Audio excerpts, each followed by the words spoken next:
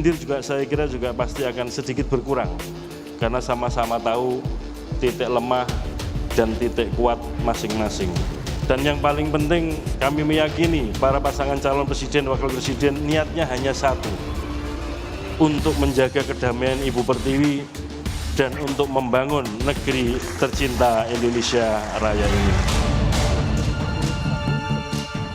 Tak perlu saling sindir, begitu kata Ketua KPU Hasyim Asyari 1 hari jelang kampanye dimulai. Ketiga kandidat pun telah menandatangani deklarasi kampanye pemilu damai yang digelar oleh KPU dan juga Bawaslu.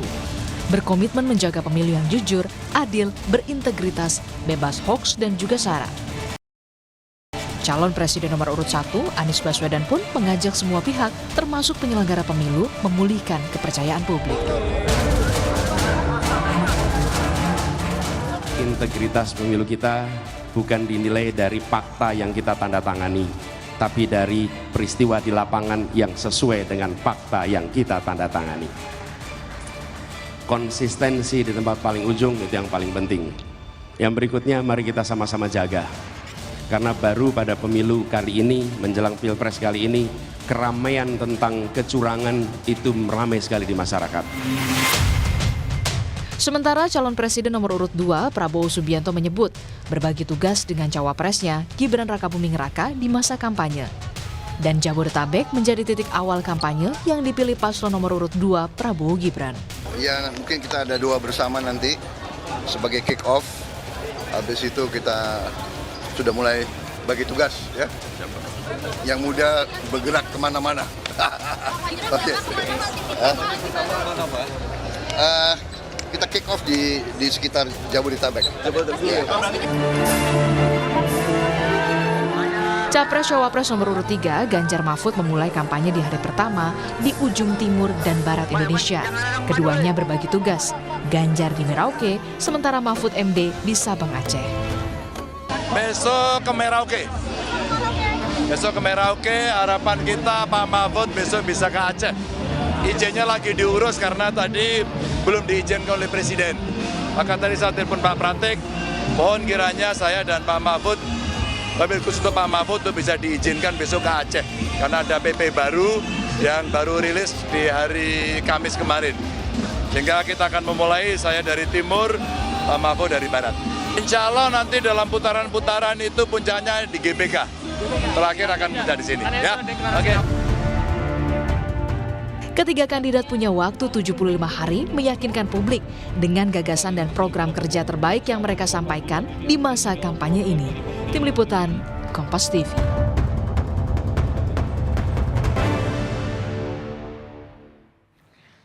Saudara, 3 kandidat Capres-Cawapres hanya punya waktu 75 hari untuk meyakinkan publik di masa kampanye. Gagasan dan program terbaik disampaikan guna bisa menggayat pemilih.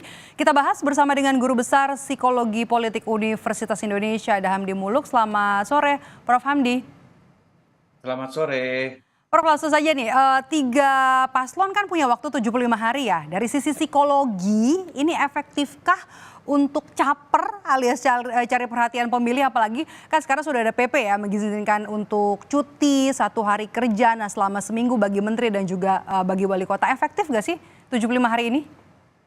Sebenarnya begini, kita harus melihat soal kampanye itu dengan cara yang baru ketimbang masa-masa 10-20 tahun yang lalu. Maksud saya tuh begini, sebenarnya agak absurd juga sih kampanye dimulai hari ini. Orang 6 bulan yang lalu, 7 bulan yang lalu secara substansi ya, ketika paslon itu udah kampanye sebenarnya. Jadi petasan hari ini mulai kampanye gitu, agak lucu sebenarnya. Orang udah kampanye kemarin kok, gitu loh. Artinya seluruh substansi kampanye dalam pengertian meyakinkan pemilih atau mempersuasi bahwa saya orang yang paling pantas menjadi presiden, itu sudah dilakukan jauh-jauh hari sebelumnya, ya. Paling tidak misalnya ketika Pak Anies misalnya ketika sudah rada pasti gitu diusung oleh koalisi Nasdem, PKS dan PKB misalnya, atau setelah itu Caimin masuk bergabung walaupun belum dapat nomor urut itu secara resmi didaftarkan ke KPU, tapi orang sudah tahu dan mereka sudah mendeklar ke masyarakat, saya lah paslon capres Amin Prof, itu. jadi Anda Setelah itu, bilang kalau ini hanya secara resmi ya baru hari ini, tapi sebenarnya betul, kampanye hanya sudah dilakukan.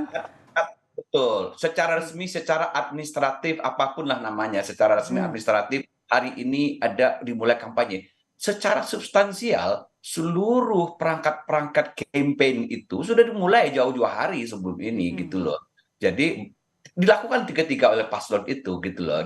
Oke. Paling hari ini ya secara definitif pertanyaan yang disebut kampanye apa menurut definisi bahwa KPU? Oke. Bahwa ada nomor urut, ada atribut, ya, terus ada visi misi misalnya gitu kan, itu doang bedanya. Tapi seluruh maksud dari tiga paslon itu untuk mempengaruhi pemilih supaya meyakinkan pemilih bahwa saya adalah orang yang pantas menjadi Oke. pasangan capres dan cawapres. Nah, itu sudah pertanyaan diperjuangkan. selanjutnya kan Prof, apakah kampanye konvensional ala belusukan atau kampanye di media sosial mana sebenarnya lebih efektif nanti bisa menggait pemilih? Jangan dijawab dulu Prof, kita jeda sejenak, tetap bersama kami di Rumah Pemilu. Kami akan kembali sesaat lagi. Kita lanjutkan dialog bersama dengan Guru Besar Psikologi Politik Universitas Indonesia Hamdi Muluk. Prof Hamdi masih bersama kami di sini dengan waktu yang singkat 75 hari. Prof, menurut Anda yang lebih kena, lebih bisa menggait pemilih ini apa? Kampanye konvensional belusukan, ala belusukan atau kampanye di media sosial? Begini, pasti setiap konsultan itu akan memakai strategi bauran. Artinya kalau dalam marketing kan disebut marketing mix itu. Dalam political marketing juga sama. Karena mereka sudah memetakan segmen mana yang mau disasar, pendekatan apa untuk segmen yang berbeda-beda itu.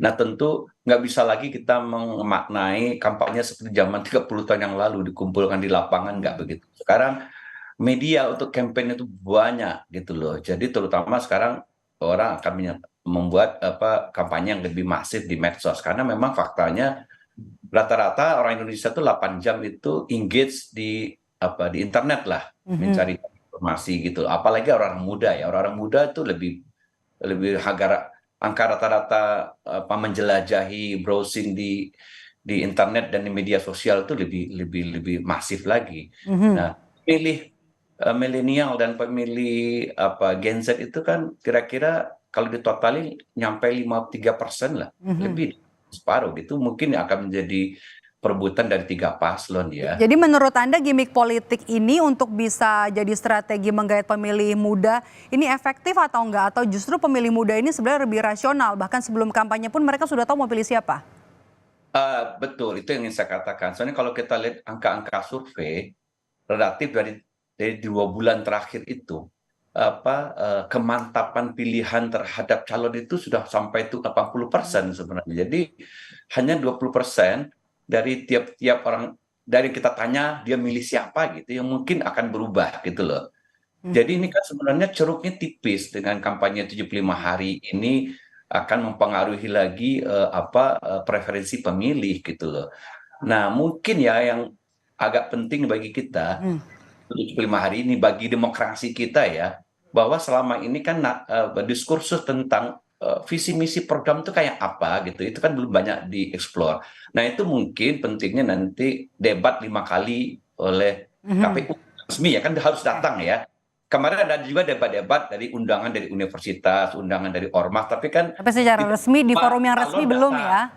Tidak semua calon datang. Kalau ini kan harus datang ya. Nah ini kesempatan kita untuk melihat itu apa yang mereka tawarkan gitu loh. Tapi kalau dasar memilihnya itu retrospektif, maksud saya ke belakang, dia melihat sosok, dia melihat profil ya, profil sosok, itu sudah mantap gitu loh. Tinggal yang prospektif ke depan, gagasannya apa. Nah itu yang 75 hari ke depan. Prof, waktu kami singkat sedikit saja Prof, Anda melihat narasi soal saling sindir masih potensi bergulir nggak sih hingga akhir pemilu, meskipun kemarin secara simbolik kan memang sudah ketiga capres-cawapres sudah menaikkan deklarasi kampanye pemilu damai. Apakah masih ada potensi soal itu saling sindir?